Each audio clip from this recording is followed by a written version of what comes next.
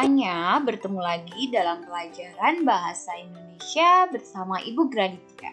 Pada kesempatan kali ini, kita akan membahas tentang kaidah kebahasaan teks prosedur yang ada di kurikulum sekolah penggerak fase D, yakni kelas 7. Ada apa sajakah kaidah kebahasaan teks prosedur pada kurikulum ini? Yuk kita simak dan kita pelajari bersama. Tujuan pembelajaran dari materi ini yakni peserta didik menganalisis ciri kebahasaan dalam teks prosedur dengan cermat. Kaidah kebahasaan teks prosedur yang pertama ada konjungsi kronologis, yang kedua ada pelesapan kata, yang ketiga ada kalimat ajakan, selanjutnya ada kalimat larangan, dan selanjutnya ada kalimat inversi. Terakhir ada adverbia. Kita pelajari satu persatu ya. Yang pertama ada konjungsi kronologis. Konjungsi atau konjungtor adalah kata hubung. Konjungsi adalah jenis kata yang menghubungkan kata dengan kata, frasa dengan frasa, klausa dengan klausa, kalimat dengan kalimat, dan paragraf dengan paragraf.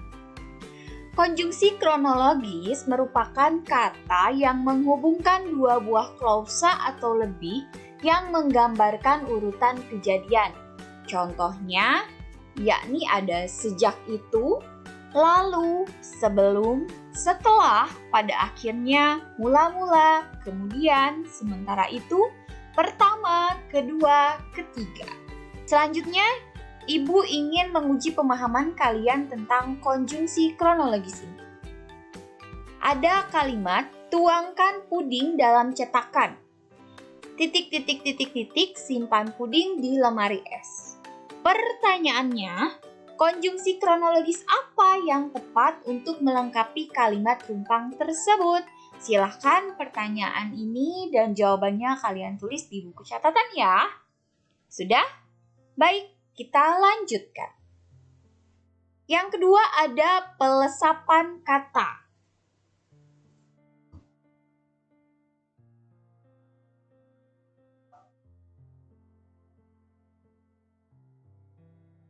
Baik, kita akan lanjutkan ke kaidah kebahasaan yang kedua, yaitu pelesapan kata. Pelesapan atau penghilangan bagian tertentu yang sama dan sudah disebutkan sebelumnya.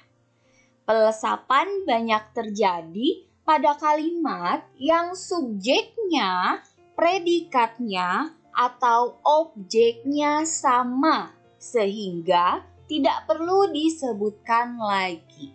Contoh, kita lihat kalimat pertama. Campurkan tepung, air, telur, dan gula dalam satu wadah.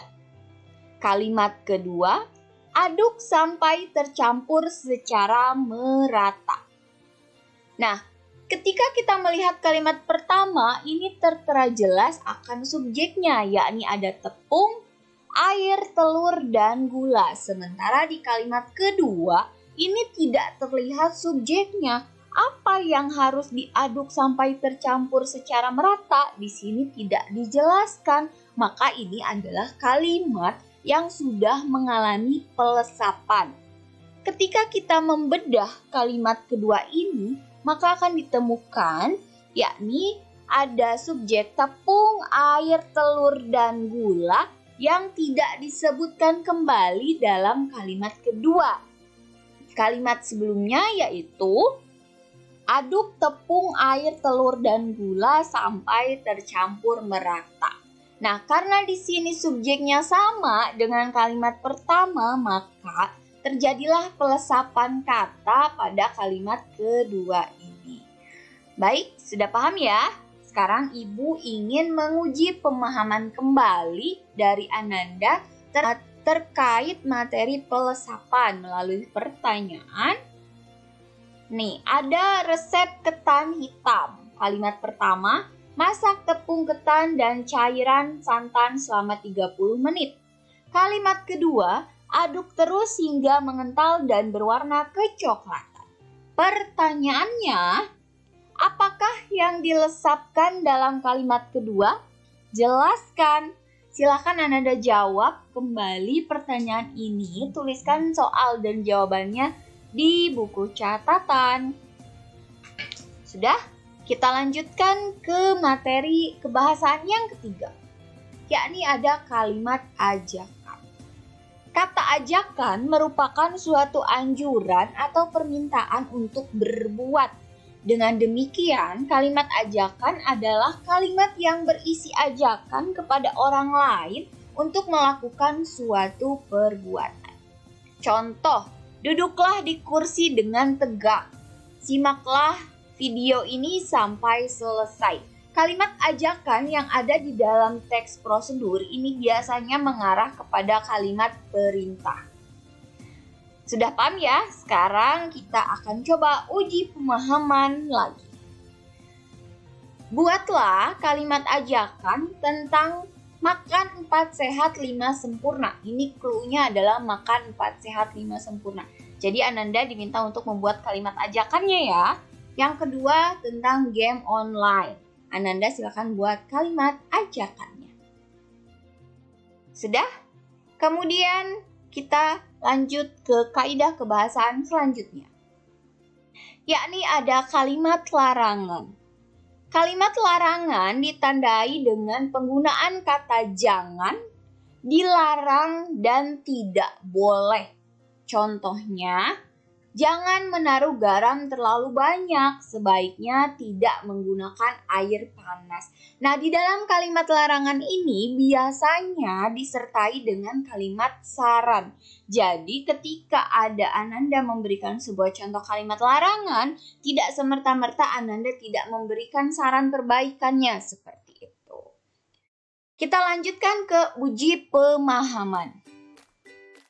Buatlah kalimat larangan tentang makanan cepat saji. Yang kedua tentang begadang. Jadi Ananda diminta untuk membuat 2 kalimat larangan. Kalimat larangan pertama berisi larangan makanan cepat saji. Dan kalimat larangan kedua berisi larangan begadang. Sudah? Baik, kita lanjut ke kaidah kebahasaan selanjutnya. Ada kalimat inversi. Kalimat inversi adalah kalimat pernyataan yang predikatnya terletak di awal sebelum subjek dan objek. Dalam teks prosedur, kalimat inversi digunakan sebagai kalimat larangan dan kalimat ajakan. Dengan adanya penggunaan partikel lah dan kan. Contohnya, ambillah 2 buku pelajaran. Ambillah ditambah 2 buku pelajaran. Ini kalimatnya terdiri dari seperti ini ya. Ambillah dia berposisi sebagai predikat, 2 buku pelajaran berposisi sebagai subjek. Nah, Ananda sudah paham tentang kalimat inversi ini? Jadi kalimat inversi adalah kalimat yang predikatnya terletak di awal sebelum subjek dan objek. Baik, sudah paham ya? Lanjut uji pemahaman. Temukan 2 kalimat inversi dari teks Tetap Rileks Saat di Kelas di buku paket halaman 78 hingga 79. Jadi Ananda sekarang buka buku paketnya, lalu cari teks Tetap Rileks Saat di Kelas dan cari atau temukan 2 kalimat inversi yang ada di dalam teks tersebut. Selamat mencari. Sebelumnya kita lanjutkan dulu materinya ke kaidah kebahasaan berikutnya, yakni ada adverbia. Adverbia adalah kelas kata yang memberikan keterangan pada verba, adjektiva, atau kalimat. Singkatnya, penggunaan adverbia dalam teks prosedur yakni berfungsi sebagai batasan keterangan terhadap kata kerja atau hal yang sedang dikerjakan. Contohnya, Cucilah buah sampai bersih. Nah, ada kata di garis bawahi sampai bersih. Sampai bersih pada kalimat tersebut adalah keterangan cara terhadap kalimat sebelumnya. Jadi sampai bersih ini berposisi sebagai adverbia sebab dia memberikan keterangan cara sebagai batasan atas apa yang dikerjakan pada kalimat sebelumnya. Adverbia yang sering digunakan pada teks prosedur yang pertama yakni keterangan cara. Contohnya, tumbuk semua bahan itu hingga hancur dan tercampur rata. Ini adalah keterangan cara ya. Selanjutnya ada keterangan alat. Masukkan sorbet ke dalam wadah tertutup. Wadah tertutup adalah adverbia. Kemudian ada keterangan tujuan. Ingatlah untuk selalu berolahraga agar tubuh sehat. Agar tubuh sehat adalah adverbia tujuan. Dan selanjutnya ada keterangan jumlah. Ulangi cara yang sama 2 kali.